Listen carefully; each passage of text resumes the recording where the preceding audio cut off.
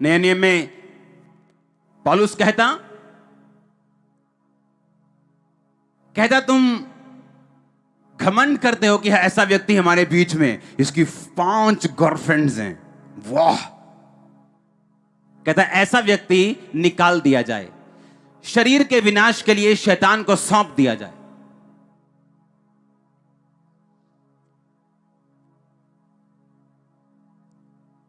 एक लड़के आए क्वायर में, मेरे से गलती हो गई, माफ कर दो, मैं प्रभु की सेवा चाहती हूं। ठीक है, जो हो गया ठीक है, आ जाओ, ठीक है।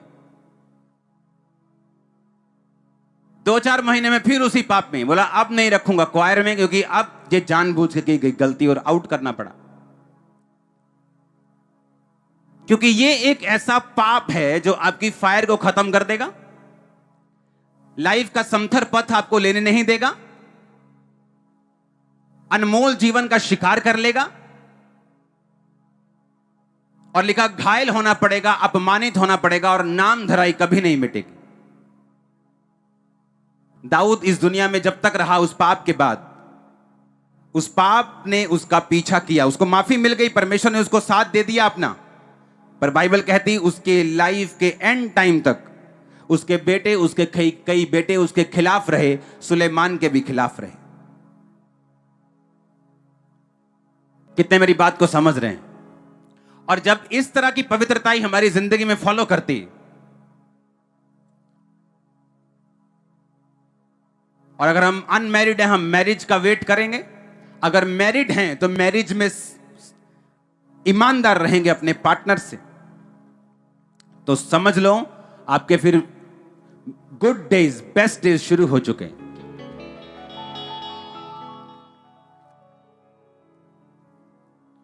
क्योंकि बाइबल कहती है इसके परिणाम दूर वाले। इसके परिणाम कौन से हैं? दूरगामी और गंभीर।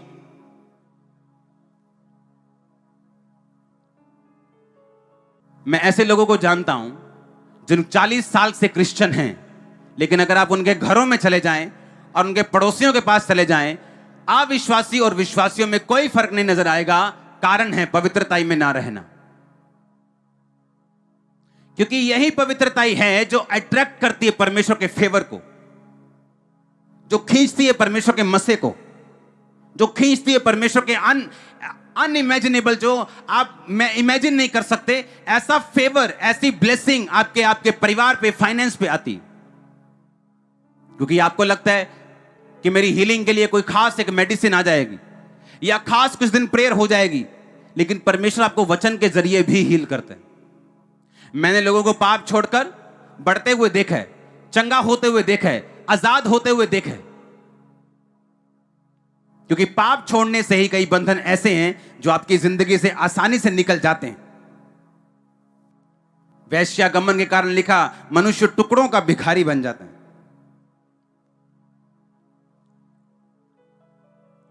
बाइबल कहती पर स्त्री गमन करने वाले, जादू करने वाले, टोना करने वाले,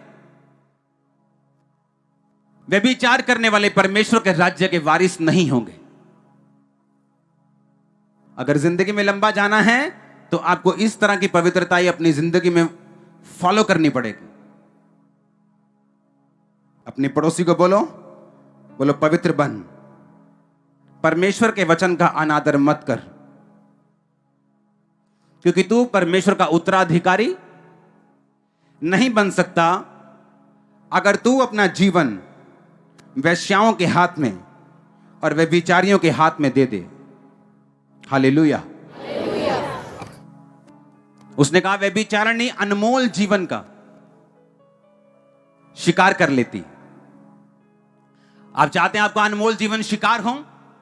क्योंकि लोगों को यह मालूम नहीं होता उनकी जिंदगी में परमेश्वर की कितनी बड़ी योजना है, परमेश्वर ने किस काम के लिए उनको अपने पास बुलाया। अगर उसने आपको अपने पास बुलाया, उसने आपको कोई टेस्टिमनी देनी, गवाही देनी, आपको ऊंचा करना है, आपके रिश्तेदारों को आपके जरिए बचाना है। वो तभी बचा पाएगा अगर वो आपकी लाइफ में प्रूफ करेगा कि वो जीवित परमेश्वर है। पर ऐसा कैसे होगा? आपको मदद करनी पड़ेगी परमेश्वर की, आपको कॉपरेट करना पड़ेगा परमेश्वर के साथ, आपको उसके वचन पे चलना पड़ेगा ताकि आप सिद्ध हो सके और परमेश्वर आसमान की खिड़कियां और दरवाजे खोलकर आप पर आशीष की बारिश कर सके और लोग ये देखकर जान सके कि सचमुच ये वही व्यक्ति जिसे परमेश्वर ने बढ़ाया। आपका चरित्र आपके लिए सबसे बड़ी प्रोफेसी। आप मुझे अपना चरित्र बताओ, मैं आपको आपका फ्यूचर बता सकता हूं। आपका कैरेक्टर आपकी सबसे बड़ी प्रोफेसी, आपका चरित्र आपकी सबसे बड़ी प्रोफेसी। बाइबल कहती याकूब जब अपने बेटों को आशीर्वाद देने लगा तो सब बेटों को बुलाया और उनके चरित्र के हिसाब से उनको प्रोफेटिक वर्ड्स दिए।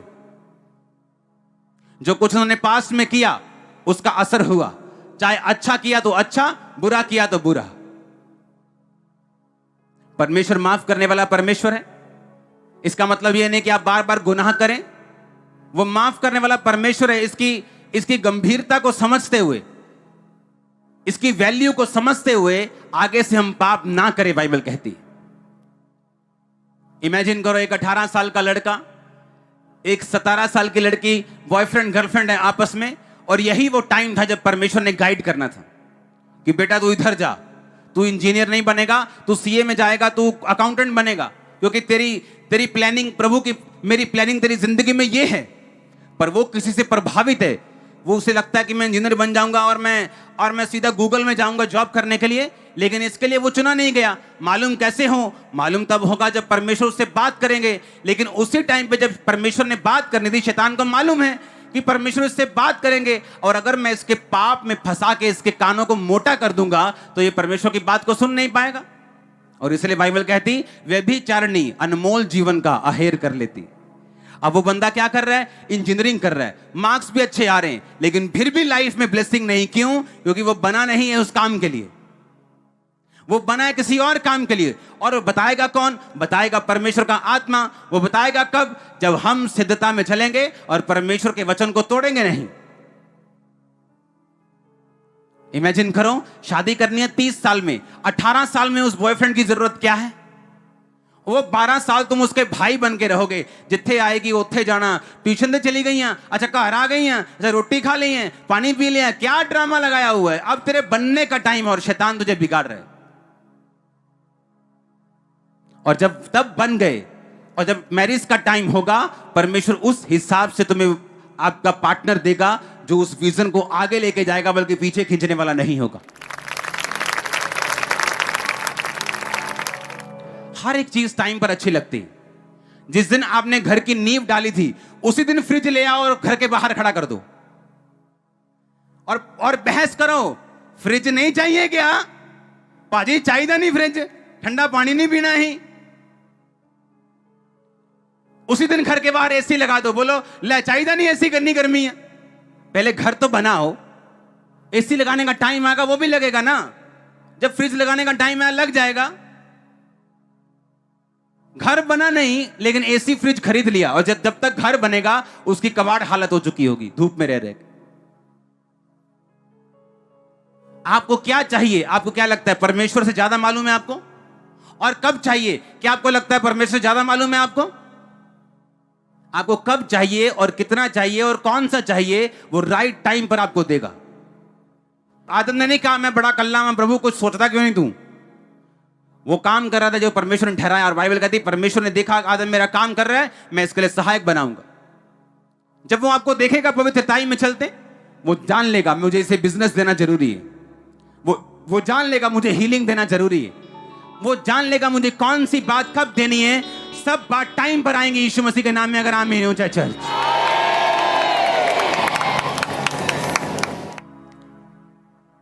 क्योंकि हर एक चीज का बाइबल कहती धरती के नीचे एक समय है। डायपर तभी अच्छे लगते हैं जब बच्चा 6 महीने का और साल का हो। हर चीज समय पे अच्छी लगती। और जब टाइम आएगा आपकी लाइफ में ऐसा, तो परमेश्वर समय पर आपको हर एक चीज मुहैया करवाएगा। तब तक क्या करना? बाइबल कहती जो यहोवा की बाट जोहते वो नया बल प्राप्त करते जाएंगे। वो उकाबों के समान उड़ेंगे, दौड़ेंगे और श्रमित ना होंगे, चलेंगे और थकेंगे नहीं। जो यहोवा की बाट जोहते। कौन यहोवा की बाट जोहते हैं? कि मैरिज के लिए यहोवा की बाट जोहना, ब्रेक थ्रू के लिए यहोवा की बाट जोहना। वो जंगली गधे की तरह सूंघते नहीं फिरना मैरिज कहां करें, लड़कियां सूंघते फिरो और लड़के सूंघते फिरो, कहां मिलेंगे? बाइबल कहती है यहोवा की बाट जोना, वो तुझे तेरे बल को क्या करेगा? नया करेगा। जो यहोवा का इंतजार करते हैं उनका बल नया करता, वो काबों के समान उड़ेंगे। सुनो, दूसरे दौड़ेंगे, थक जाएंगे, कहता तू दौड़ेगा और थकेगा नहीं, श्रमित नहीं होगा। मैंने एक्साइटेड फ्रेंड्स देखे, एक्साइटेड फ्रेंड्स जिनको शादी की इतनी एक्साइटमेंट थी, मैं देखकर हंसता था उनको। मैं बता नहीं सकता वो क्या क्या करते थे रूम में। शादी की एक्साइटमेंट। शादी के 1 साल बाद ऐसा, क्या बोलते हैं, ऐसा उनको खत्म हुए हैं ना, फिनिश हुए हैं ना, वो शक्ल दिखाने जैसे भी नहीं।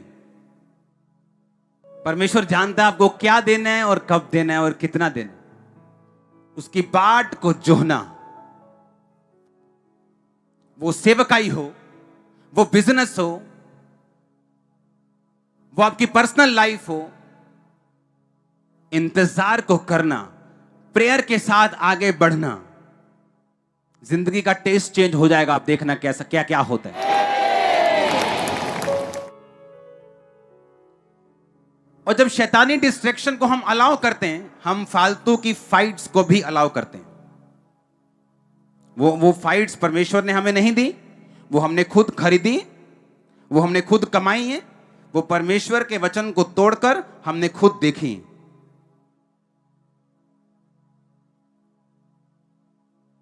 पौलुस ने कहा कामुकता, व्यभिचार कलीसिया के अंदर सहन ना किया जाए। लेकिन मैं ऐसी कलीसियाओं को जानता हूं जहां ऊपर से ले टॉप से लेकर नीचे तक लोग व्यभिचार में। परमेश्वर का गिफ्ट काम करना अलग बात है, उसका कैरेक्टर अलग बात है। एक व्यक्ति गिफ्ट लेके प्रभु से कैरेक्टरलेस हो सकता है, लेकिन गिफ्ट वैसे ही काम करेगा। इसलिए अंत के टाइम में परमेश्वर ने कहा, वो कहेंगे हमने तेरे नाम से ये किया वो किया, और परमेश्वर बोलेगा मैं तुझे जानता भी नहीं। अगर आप चाहते हो आपकी लाइफ का बेस्ट ना खोए और वही आपको मिले जो आपके लिए डिजाइन किया गया है, आज से आप पवित्रताई में जिएंगे यीशु मसीह के नाम में। और मर्जी आपकी है, मैं अब आपको पकड़ने वाला थोड़ी हूं घर आके। मैं आपको वचन दे सकता हूं, क्योंकि अगर मैं पीछा नहीं कर सकता, ये वचन आपका पीछा करेगा। आपको मालूम होगा अब बढ़ना मेरे हाथ में है, आशीष लेना मेरे हाथ में, आगे जाना मेरे हाथ में। ऐसे लोग भी हैं जो आए चर्च हैं लेकिन घूम इस समय वंडरलैंड में रहे होंगे। और सोचो जब लाइफ में वो मांगेंगे इमरजेंसी में, और वो रोएंगे और परमेश्वर हंसता होगा। आपको देखना होता है शैतान कहां से आपको अटैक कर रहा है। अपने शरीर के, अपना चाल, अपनी ढाल इस तरह से बना के रखनी है कि आप किसी के लिए पाप का कारण ना हो। और अगर कोई आपको भरमाने की कोशिश करे तो आपको मालूम हो ये शिकार करने आया। बात छोटे होने की या बड़े होने की नहीं। बाइबल कहती दाऊद अपने परिवार का त्यागा हुआ बच्चा था, सबसे अलग थलग काम करने वाला, छोटू मोटू काम करने वाला, लेकिन प्रभु ने उसे चुना। पता है क्यों? पवित्रताई के कारण। उस जेल में भी यूसुफ छुड़ाया गया, क्यों? पवित्रताई के कारण। पवित्रताई एक ऐसा हथियार है, अगर आपने इसे अपना लिया, आपकी लाइफ का बड़े से बड़ा बंधन एक दिन टूट जाएगा। आपको मालूम क्या?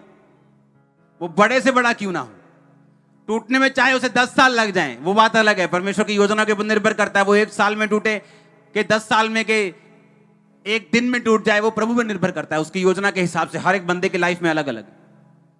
लेकिन मैं आपको हथियार दे रहा हूं, मैंने इसे अपनाया है, मैंने इसे यूज किया है, मैंने इसका असर देखा है। पवित्रताई एक ऐसा हथियार है, अगर आप इसे यूज करेंगे, अपनी लाइफ का सबसे बड़ा बंधन आप टूटते हुए देखेंगे। वो कोई भी हो सकता है, बीमारी हो सकती है, परिवार का हो सकता है, फाइनेंशियल हो सकता है, एनीथिंग। वो नाम ले लो क्या है।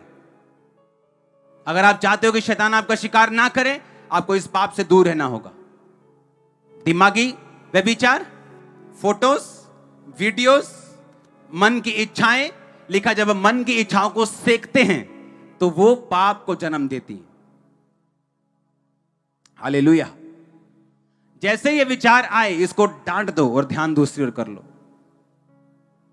आपको मन में आपको कंट्रोल रखना होगा, उस पवित्रताई को बना के रखना होगा। हेवन आपके लिए ये जो नीचे वाला हेवन यानी ये जो आसमान आप देख रहे हो ना, ये छोटा पड़ जाएगा आप लोगों के लिए। अपने हाथों को उठाओ। Thank you Jesus. मैं इस वचन पे विश्वास करता हूं,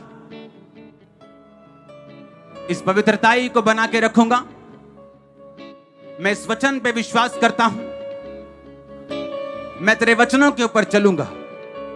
उठाओ अपने हाथों को, अंगीकार करो। अगले 5 मिनट यीशु मसीह के सामर्थी नाम में